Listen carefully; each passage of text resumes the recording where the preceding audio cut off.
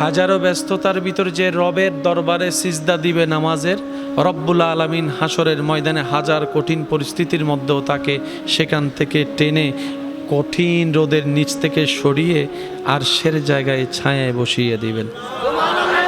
শুধু নামাজ শুধু পরকালীন মুক্তি নয়, মনে রাখবেন নামাজ দুনিয়ার হাজার উপকার নামাজের মধ্যে আছে।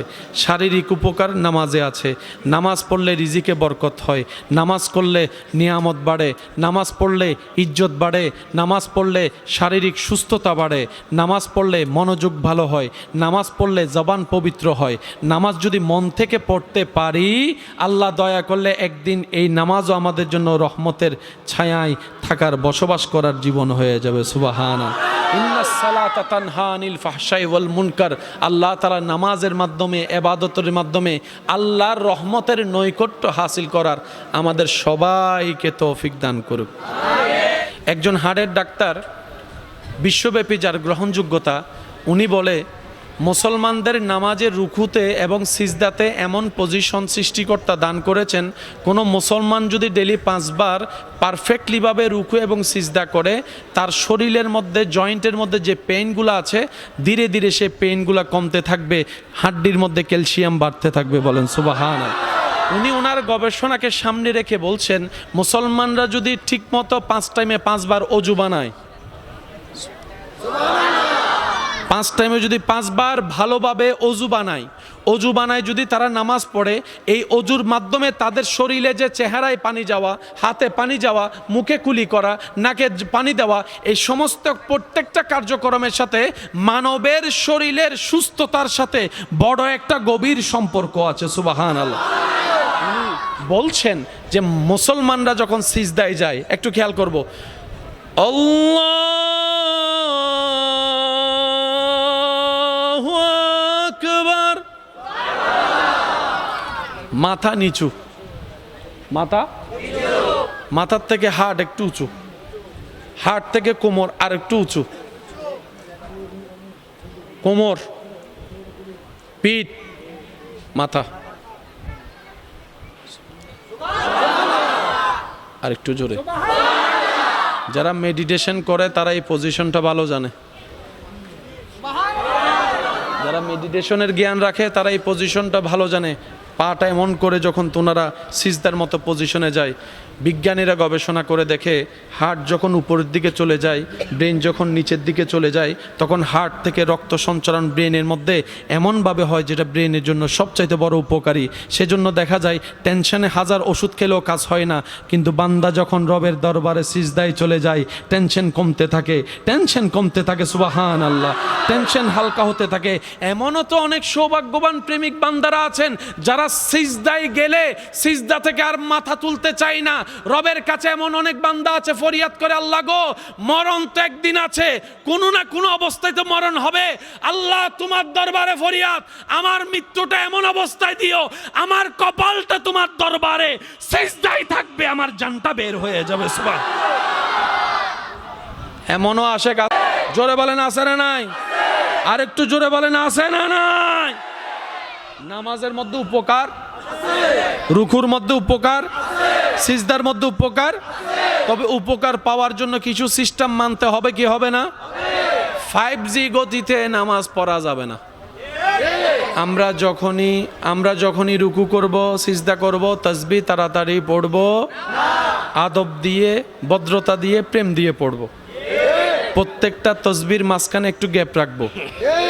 তাহলে যত গ্যাপ যাবে আমাদের তাসবিহটা পড়া হবে আদবের সাথে। এদিকে আপনার আমার এই কোমর বাঁকা হওয়ার কারণে, কোমরটা কিভাবে বাঁকা করতে হবে একটু শুনুন। মাথা এবং পিঠ এমনভাবে বাঁকা করতে হবে, উপরে যদি একটা গ্লাস রাখে, গ্লাস পড়া যাবে, তাহলে আপনার রুকু পারফেক্ট। সুবহানাল্লাহ বলি হলে আমাকে একটু আওয়াজ দিবেন। অনেক সময় রুকু করতে গেলে এই জায়গায় একটা টান, ব্যথা, ভালো করে রুকু করতে গেলে এখানে একটা ব্যথা, এই ব্যথা থেকে বাঁচার জন্য আমরা অনেক সময় হাঁটুটাকে একটু এরকম করে ফেলে যাতে ব্যথাটা না লাগে। এই ব্যথাটাই নিয়ামত। সুবহানাল্লাহ। এই ব্যথাটা কি?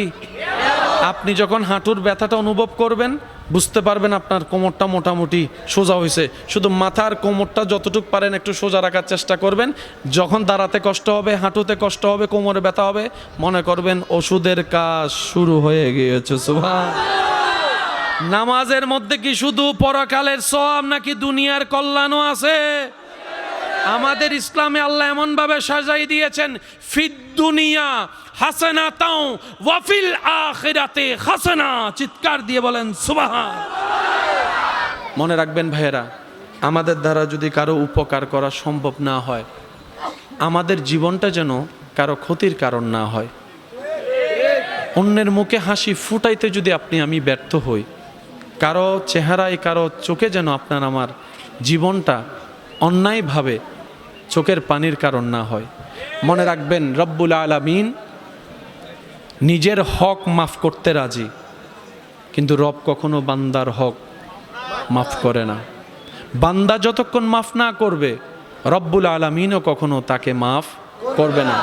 অনেক জান্নাতে যাওয়ার মতো ইবাদতে যোগ্য ব্যক্তিও হাসরের ময়দানে ধরা খেয়ে যাবে জিব্বার কারণে, হাতের কারণে। তাই তো নবী রাহমাতুল্লিল আলামিন বলেছে, আল মুসলিমু মান সালিম আল মুসলিমুনা মিন লিসানিহি ওয়া ইয়াদিহি। ও আমার ইমানদার ভাইয়েরা, একটু চেষ্টা করলে কঠিনটাও সম্ভব। কারণ বান্দা যখন চেষ্টা করে নিজেকে পরিবর্তন করার জন্য, তখন সেই বান্দার জীবন চলাকে সহজ করে দেন স্বয়ং রব্বুল আলামিন নিজেই। সুবহান।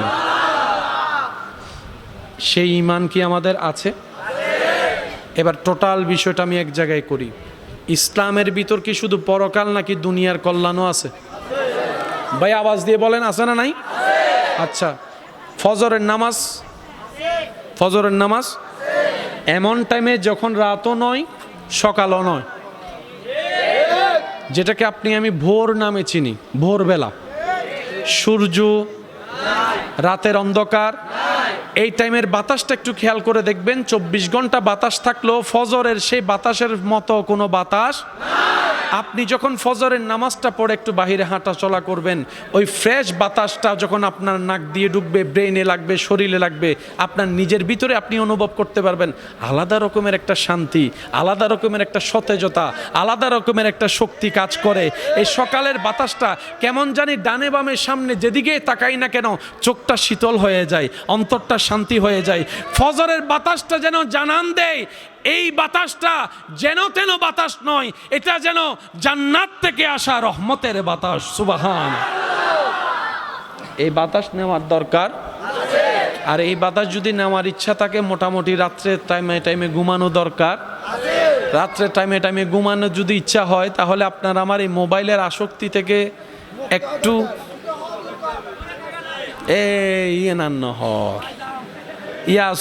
এখানে জোরে জোরে করে হ না, মোবাইলের একটু আসক্তি থেকে একটু দূরে আসার দরকার। আমি প্রায় সময় একটা কথা বলি আমার ভাইদেরকে, মোবাইল আপনি কিনেছেন, আপনি না মোবাইল চালাবেন। মোবাইলে যদি আপনারে চালায়, কষ্ট নিবেন না, আমার কথা একটু বোঝার চেষ্টা করেন।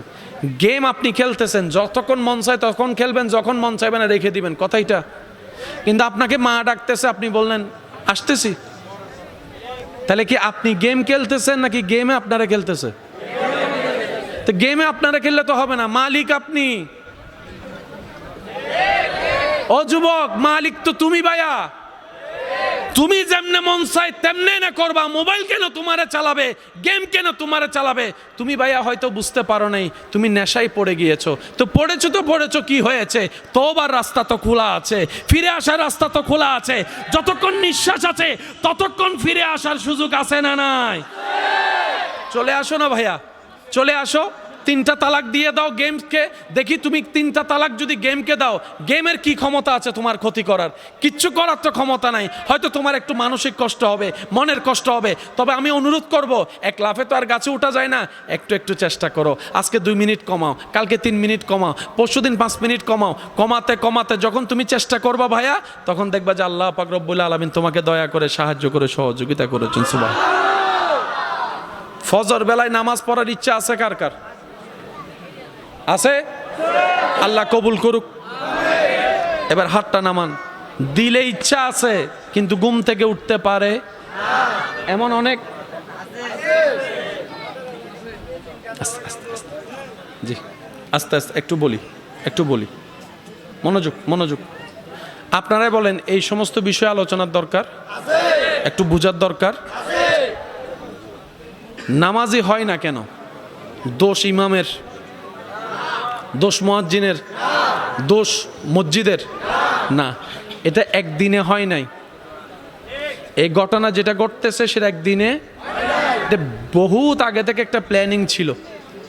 একটা সময় জুমাতে আমরা যেরকম মুসল্লি দেখি, এক সময় মসজিদের মুসল্লি ছিল 5 ওয়াক্ত এরকম। এটা ওদের আশ্চর্য হয়, তখন ওরা মুসলমানদের ভিতরে ফেন্সগুলো ঢুকাই দিছে। আমি কি বুঝাতে পারছি কথা? যতক্ষণ পর্যন্ত আমরা দ্বন্দ্ব থেকে বের হতে পারবো না, নিজের মন পরিষ্কার করতে পারবো না, চিন্তার মধ্যে সুন্দর আনতে পারবো না, আমাদের উন্নতি সম্ভব না। তো এত বেজাল বুঝবো কিভাবে? সেজন্য চোখ বন্ধ করে মনে রাখবেন, দিলকে আদবে মুস্তাফা, মোহাব্বতে মুস্তাফা সাল্লাল্লাহু আলাইহি ওয়াসাল্লাম দিয়ে সাজাই ফেলেন, বাকিটা আল্লাহ করে দিবে। সুবহানাল্লাহ। মনে থাকবে ইনশাআল্লাহ। ফজর বেলায় নামাজ পড়ার ইচ্ছা আছে, উঠতে পারে না এমন মানুষ এখানে? অ্যালার্ম দিয়ে উঠতে পারে না আছে? এবার বলেন, ফুটবল খেলা যে মাঝের মধ্যে রাতে 3টা বাজে 4টা বাজে হয়, অ্যালার্ম দিয়ে উঠতে পারা যায় কি যায় না? ফুটবলের জন্য যদি উঠতে পারেন, নামাজের জন্য পারেন না কেন? বুঝার দরকার। সকালবেলা যদি আপনার ট্রেন থাকে, বাস থাকে, কোথাও বেড়াতে যাবেন, সকাল 6টার মধ্যে ফ্লাইট অথবা ট্রেন, তখন কি উঠবেন না? তখন তো মিস যায় না। কিরে, ফুটবল মিস যায় না, ক্রিকেট মিস যায় না, বিমান মিস যায় না, ট্রেন মিস যায় না, শুধু নামাজটাই মিস যায়। বিমানের জন্য যেতে হয়, ট্রেনের জন্য ঘর থেকে বেরোতে হয়। 6টায় ট্রেন হলে আমি 4টায় উঠে চলে যাচ্ছি, কিন্তু এটা মিস হয় না, নামাজটা কেন মিস হয়? এবার একটু খেয়াল করেন, বান্দা যখন নামাজে যায়, তখন সে নামাজে যায় না, রবের রহমতের দরবারের দিকে যায়। সুবহান। বান্দা যখন নামাজে দাঁড়ায়, তখন সে নিজের রবের সামনে গিয়ে দাঁড়ায়। বান্দা যখন সিজদা দেয়, কপালটা জমিনে দেয় না, রব্বুল আলামিনের কুদরতি দরবারে গিয়ে দেয়। বান্দা যখন আলহামদুলিল্লাহ রব্বিল আলামিন পড়ে, তখন সেই বান্দার সে তেলাওয়াতের উত্তরে রব্বুল আলামিন হামিদানি আব্দি বলে উত্তর দিয়ে কথা বলেন। সুবহান। বান্দা যখন রুকুতে গিয়ে সুবহান রব্বিয়াল আযীম পড়ে, তখন তার জীবনের গুনাহগুলা তার পিঠের উপর বোঝা হয়ে যায়। যখন সে সামি আল্লাহ লিমান হামিদা বলে উঠে, সেই গুনাহগুলা ঝরে পড়ে যায়। সেই গুনাহ ঝরে পড়ে গেলে আপনি পবিত্র হয়ে যাচ্ছেন, নেককার হয়ে যাচ্ছেন। নামাজে দাঁড়ালে আপনার সওয়াব বাড়তেছে, নামাজে দাঁড়ালে আপনার গুনাহ কমতেছে। পেট তো কামড়াবে শয়তানের, সেজন্য শয়তান সব কিছু শুনাইলেও ফজরের আজানটা শুনতে দেয় না। শয়তান সব কিছু শুনতে দিল, ফজরের নামাজের জন্য উঠা অ্যালার্মটা সে শুনতে দেয় না। একটু খেয়াল করে দেখবেন, সারা রাত যদি আপনার ঘুম নাও আসে, আজান শোনার সাথে সাথে কেমন জানি শরীরটা একদম ছেড়ে দেয়, শক্তি পাওয়া যায় না, ক্লান্ত হয়ে যায়। এগুলো সবগুলো চালাকি হচ্ছে শয়তানের। সেজন্য রব্বুল আলামিন শয়তানের পরিচয় করিয়ে দিয়েছেন, হে আমার বান্দারা, আদুউম মুবিন, শয়তান প্রকাশ্য শত্রু। এই কথা মাথায় রাখবা, এই কথা তুমি জেনে রাখবা। তো মুমিনদের কাজ কি? মুমিনদের কাজ হচ্ছে শয়তান বান্দাদেরকে রব থেকে টেনে জাহান্নামের দিকে নিয়ে যাবে, আর মুমিন বান্দারা শয়তানের মুখে লাথি মেরে রবের রহমতের দিকে যাবে। সুবহান। আর এই যুদ্ধকে বলা হয়েছে জিহাদে আকবর। আমার মনে হয় সুবহানাল্লাহ আর একটু জোরে হবে, আর একটু মহাব্বতের আওয়াজে। বান্দা যখন শয়তানের মুখে লাথি মারে, আল্লাহর রহমতের দিকে যায়, এটাকে বলা হয় বড় জিহাদ। বড় জিহাদ, বড় জিহাদ। আপনার গুনাহ করার সুযোগ আছে, মনও চাচ্ছে, হাতও আছে, পাও আছে, মুখও আছে, চোখও আছে, আপনি নিজেকে একটু সবর করে কন্ট্রোল করে ফেলেছেন, এটাও বড় জিহাদ। সুবহানাল্লাহ শুনলে ভালো লাগবে, আরেকটু বড় করে। আপনার গালি দেওয়ার ক্ষমতা সামর্থ্য মুখে আছে, মনের মধ্যে গালি খুব সুন্দর করে আসতেছে, কিন্তু আপনি রবের সন্তুষ্টির জন্য হজম করে ফেললেন, গালি দিলেন না। এটাও বড় সবর, এটাও বড় জিহাদ। আপনার মন চাচ্ছে বোনের জায়গা ভাইয়ের জায়গা না দিতে, কিন্তু আপনি রবের সন্তুষ্টির জন্য কোনো কথা প্রশ্ন দাড়ি কমা না চিন্তা করে যার জায়গা পায় তাকে জায়গা দিয়ে দিলেন, যে টাকা পায় টাকা দিয়ে দিলেন, কারোর সাথে সম্পর্ক একটু নষ্ট হয়েছে সুন্দর করে মিলাই নেওয়ার চেষ্টা করেছেন, এটাও একটা বড় জিহাদের অংশ। সুবহান। সেজন্য মনে রাখবেন, রবের দিকে আগানো মানে নিজের কল্যাণ করা, রবের সন্তুষ্টি হাসিল করা মানে মূলত নিজেরই কল্যাণ করা। মনে রাখবেন, শয়তান এমন বাটপার যে আপনাকে লাগাই দিয়ে সে সরে যাবে।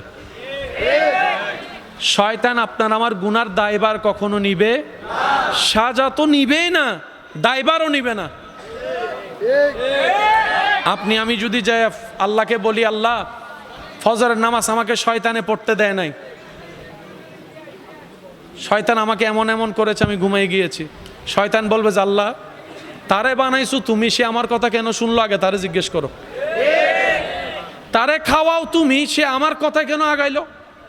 দোষ আমার নাই, দোষ তার মনের, দোষ তার চিন্তার, আমার কোনো দোষ নাই, আমি তো তার শত্রু, তুমি আগে থেকে জানাই দিছিল। তো শত্রু যদি আমও দেয় মানুষ সন্দেহ করে খায় না, কারণ আমের ভিতর বিষ থাকতে পারে। শত্রুর দেওয়া জিনিস কেউ নেয় না, আল্লাহ সে তো জানে আমি শয়তান শত্রু, তাহলে আমার দেওয়া জিনিস নিল কেন আগে, সেজন্য তারে ফিটাও। আমি কি বুঝাতে পারছি কথা? তো যারা আপনারা আমরা শয়তানের ফাঁদে পা দিচ্ছি, ও আমাদেরকে আটকাই দিয়ে, হদুন বন্ধু আছে সাইও হাইয়ারে বিল্লার নদী যাগি নাই ভানলার ইতে আগে ডাহিয়ারে বেগুনো লই দোস্ত আজি আই টিরিট আই বেগুনো ডাহি হানাজারতে শেষ বিল দিবের টাইম এসি হতাচ্ছে তোরা বয় কেন আয়ের আয়ের হই দে গেই হন আবাজে আর আছে না, আর আছে না ইল্লে বন্ধু তনতুন। আমি আপনাদেরকে আর কষ্ট দিতে চাচ্ছি না, তবে জি বসতে এরকম কষ্ট হচ্ছে না আপনাদের? আপনাদের এই পাগলামিগুলো দেখে আমার নিজের কষ্ট হচ্ছে, যে আপনাদের কেউ দাঁড়াইতে কষ্ট হচ্ছে, কেউ বসতে কষ্ট হচ্ছে। আল্লাহর কাছে একজন মেহমান হিসেবে আমি ফরিয়াদ করছি, আল্লাহ এই পাগলদের পাগলামিকে তুমি ঈমানে জজবা দিয়ে কবুল করো। আল্লাহ এই পাগলদের সবার হৃদয়ে তুমি ঈমানের আলো দিয়ে ভরপুর করে দাও। আল্লাহ এই পাগল যারা আছেন সবাইকে আল্লাহ তুমি মরণ পর্যন্ত কারো সামনে যেন বেইজ্জত না হয় সে ব্যবস্থা রেখিও, কারণ ইজ্জতের চাইতে বড় সম্পদ আর কিছু। আমাকে যারা ভালোবাসেন, নিজের মনের সৌন্দর্যতার কারণে নিজের অন্তরে জায়গা দিয়েছেন, সে সমস্ত ভাইদেরকে আমি আবদার করে কিছু কথা বলার অধিকার আছে না নাই? বলেন আছে না নাই? দেখেন, আপনি আমি যতই ঝগড়া করি, যতই যাই কিছু করি না কেন, আমরা জানি আমাদের মতো পাপী, আমাদের মতো খারাপ, আমাদের মতো অযোগ্য পৃথিবীতে আমার মতো তো নাই। আমি জানি, আপনারটা আপনি জানেন ভালো। আমাদের মতো পাপী, আমাদের মতো অপরাধী, সত্যি করে একটা কথা বলেন, আল্লাহর বিন্দু পরিমাণ রহমত পাওয়ার কোনো যোগ্যতা কোয়ালিটি আমাদের মধ্যে। কিন্তু আপনি দেখেন চতুর্দিকে আল্লাহর নিয়ামত রহমত আপনাকে ঘেরাও ধরে আছে। আপনি যে চোখে দেখছেন আল্লাহর রহমত, আল্লাহর নিয়ামত। এই যে কথা বলতে পারা, কথাটা শোনা রবের দেওয়া নিয়ামত। আর একটু জোরে বলেন, হাতে ধরতে পারা, পায়ের চলা, সবকিছু যে বুঝা দেখা, সবই রবের নিয়ামত। না চাইতে রব্বুল আলামিন আমাদেরকে নিয়ামত দিয়ে ভরপুর করে দিয়েছেন।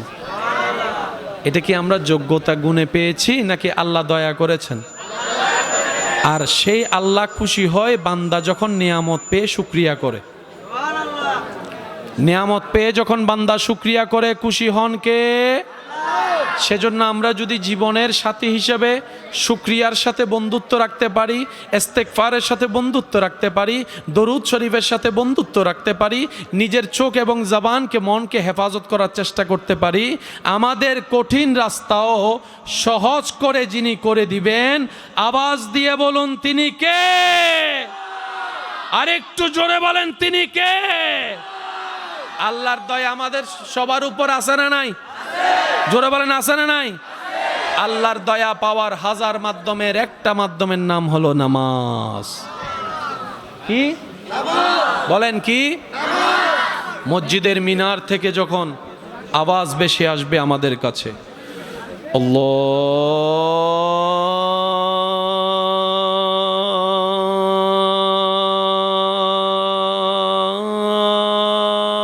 আকবার, আল্লাহু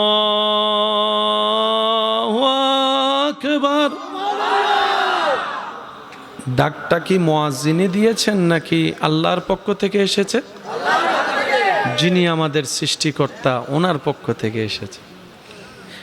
এবার কি কাজ বড় নাকি আল্লাহর ডাকে সাড়া দেওয়া বড়? ইমানদারদের জন্য এটাই বড়। মনে রাখবেন, যে দুনিয়াতে রবের ডাকে সাড়া দিবে, রব্বুল আলামিনও তার ডাকে সাড়া দিবে। আর একটু জোরে বলেন।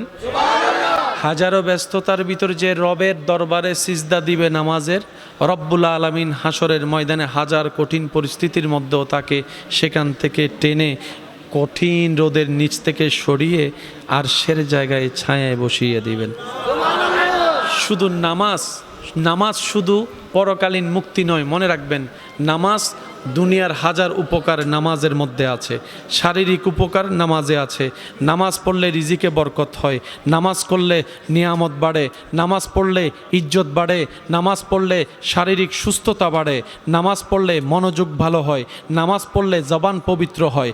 নামাজ যদি মন থেকে পড়তে পারি, আল্লাহ দয়া করলে একদিন এই নামাজও আমাদের জন্য রহমতের ছায়ায় থাকার, বসবাস করার জীবন হয়ে যাবে। সুবহানাল্লাহ।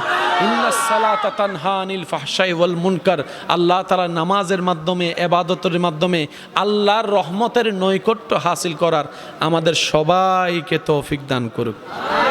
জীবনে চলার পথে দেখবেন অনেক মানুষ এমন আছে, মানুষের কটু কথা শুনে অনেক কিছু চাইলে বলতে পারে, কিন্তু সামনের জন কি মনে করে না করে, কষ্ট পায় না না পায়, এই চিন্তা করে লজ্জায় হজম করে ফেলে, কঠিন কথা বলে।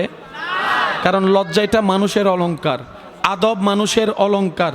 কথা বলেন ঠিক কিনা? ভদ্রতা মনুষ্যত্বের অলংকার, এগুলো মুসলমানদের সম্পদ। কথা বলেন ঠিক কিনা? তো সেজন্য এইসব বিষয়ে আমাদের একটু মনোযোগ রাখার দরকার। একটু কথা বলেন না, আছে না? আমরা জান দিতে পারি, ইমান দিতে রাজি, তা আমাদের ইমানটা ঘরের ভিতর সেভ রাখতে হবে। তো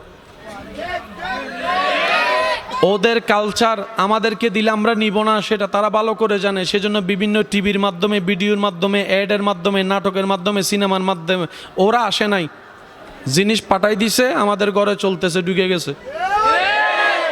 এগুলো হচ্ছে তাদের চালাকি। আপনি মনে করছেন ফ্রি ফায়ার এমনে এমনে, না না, আপনার সময় নষ্ট করে তাদের ডলার কামানো হচ্ছে, কিন্তু লাভ হচ্ছে তাদের কীরকম? ইসলামের ক্ষতি করছে কীরকম? যুবকদেরকে আস্তে আস্তে মা বাবা থেকে দূরে নিয়ে যাচ্ছে, মা বাবার দুশমন বানাই ফেলতেছে। কিভাবে? সন্তান যখন ফ্রি ফায়ারে আসক্ত হয়েছে, মা বকা দিলে এখন মা দুশমন, বাবা বকা দিলে বাবা দুশমন, শিক্ষক বকা দিলে শিক্ষক দুশমন হয়ে যাচ্ছে, পারিবারিক সম্পর্ক নষ্ট হয়ে যাচ্ছে, পারিবারিক সম্পর্ক নষ্ট হয়ে যাচ্ছে।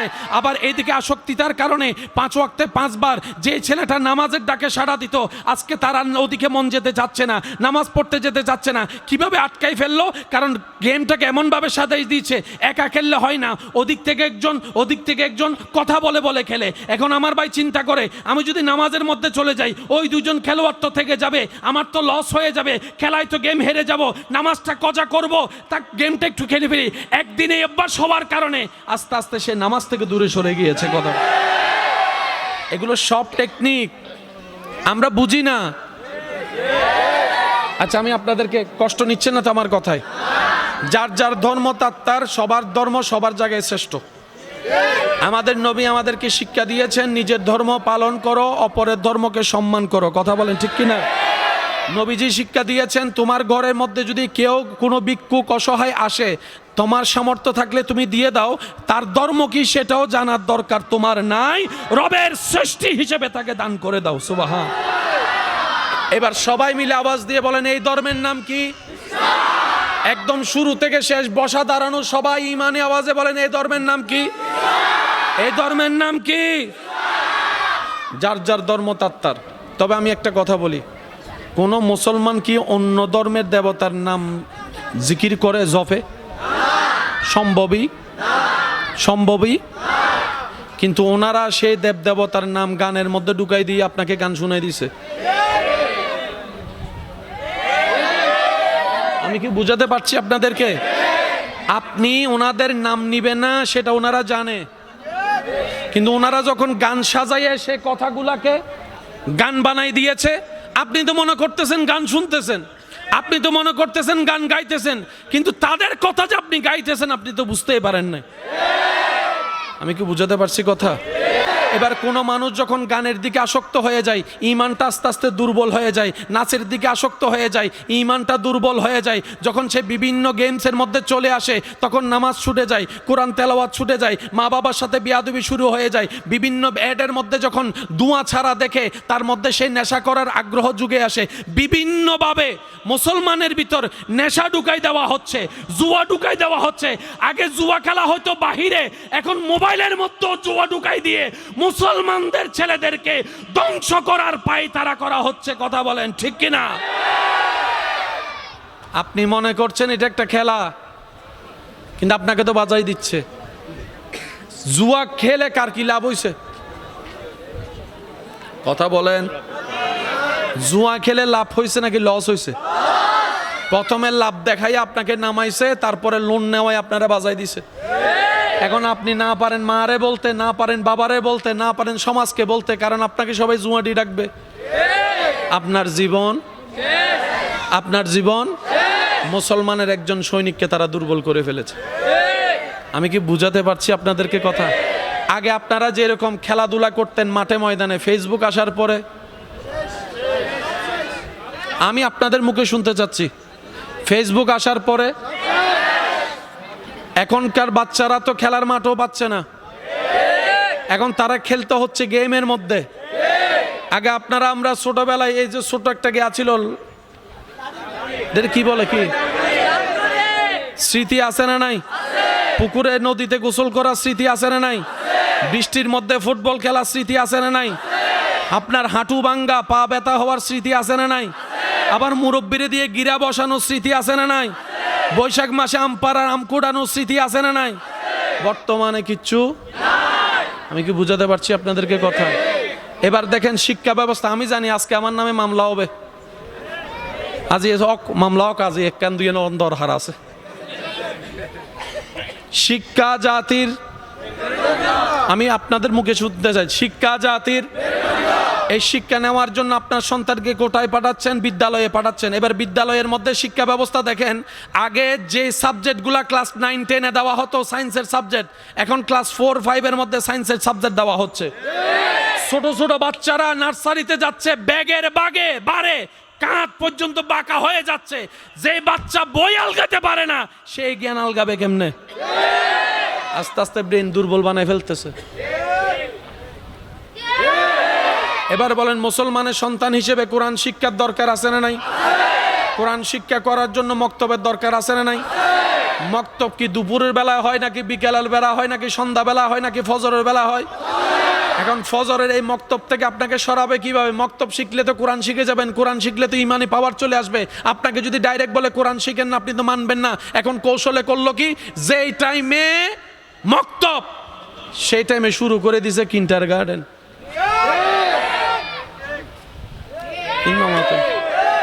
আরো জোরে জোরে জোরে জোরে জোরে। কিন্ডারগার্টেন শুরু করে দিয়েছে সকাল 6টা-7টায়।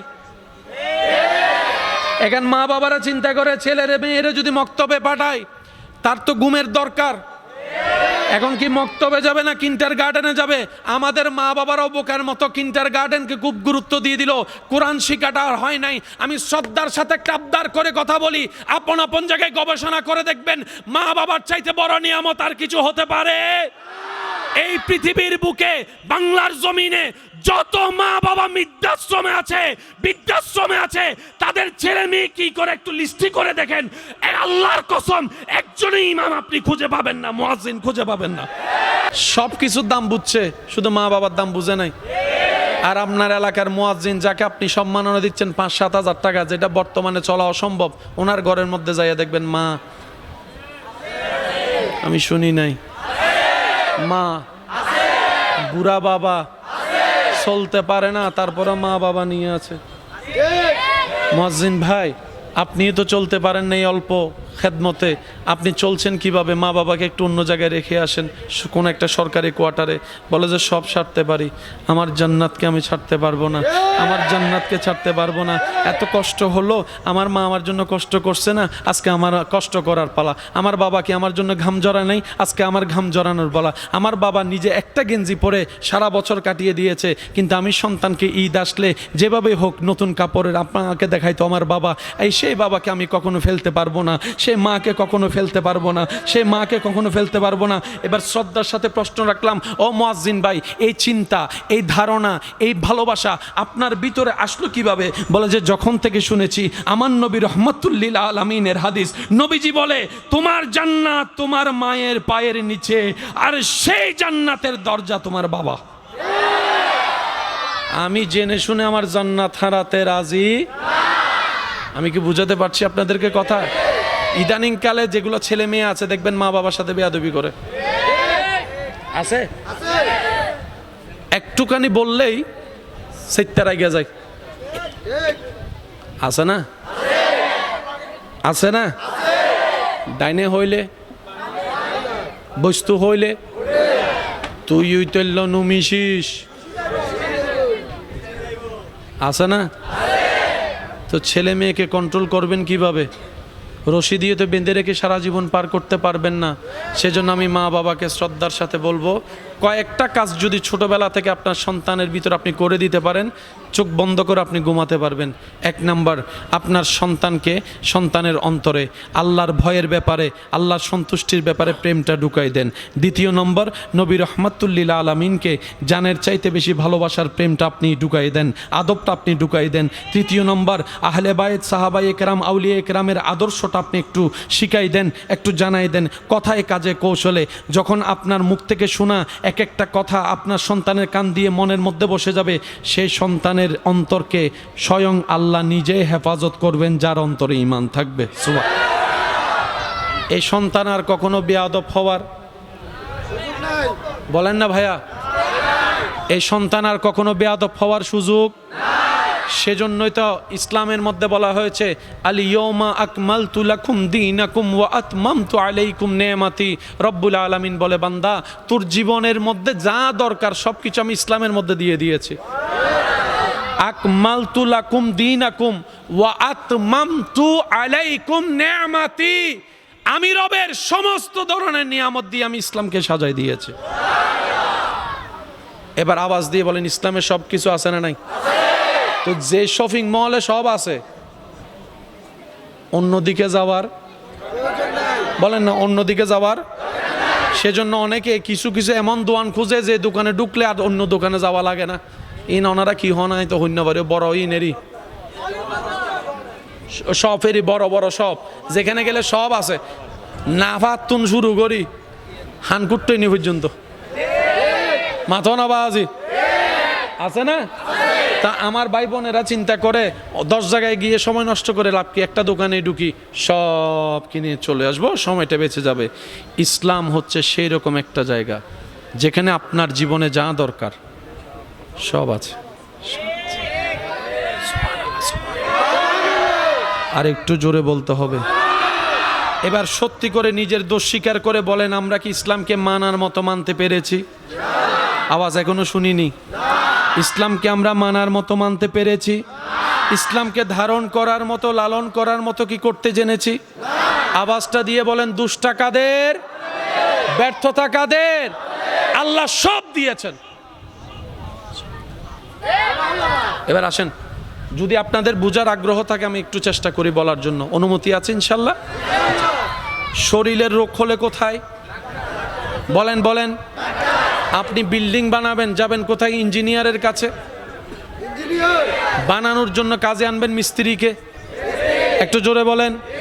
চোখের সমস্যা হলে চোখের ডাক্তার, মুখের সমস্যা হলে মুখের ডাক্তার, দাঁতের সমস্যা হলে দাঁতের ডাক্তার, পেটের সমস্যা হলে পেটের ডাক্তার, হার্টের সমস্যা হলে হার্টের ডাক্তার। কিন্তু ইসলাম হচ্ছে অল ইন ওয়ান।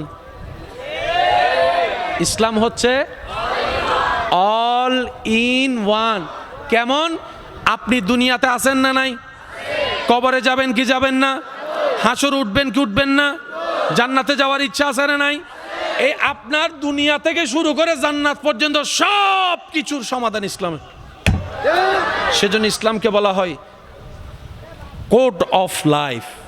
মানব জাতির সব সমস্যার সমাধান ইসলামে দেওয়া আছে। বলেন সুবহানাল্লাহ।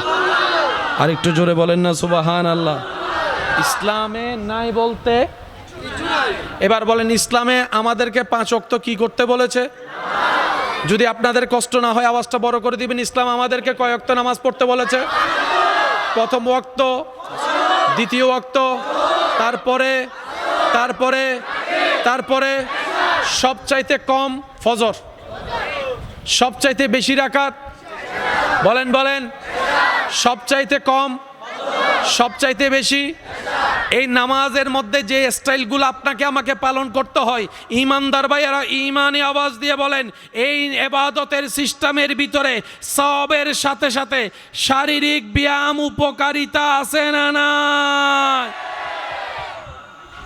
যারা ব্যায়াম করে তাদেরকে দেখবেন ওই ইবের কি হতে ফুসাব না কি গো হতে বেরে হাত হ্যাঁ কি আছে, নামাজও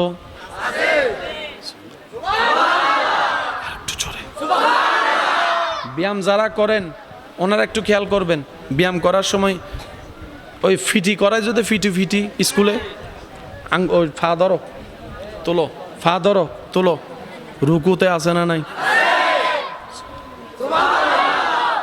আমি শুধু আপনাদের কাছে ডাক্তারদের একটা পরামর্শ আপনাদের সমীপে পেশ করার চেষ্টা করবো, একটু মনোযোগ দিয়ে শ্রবণ করবেন।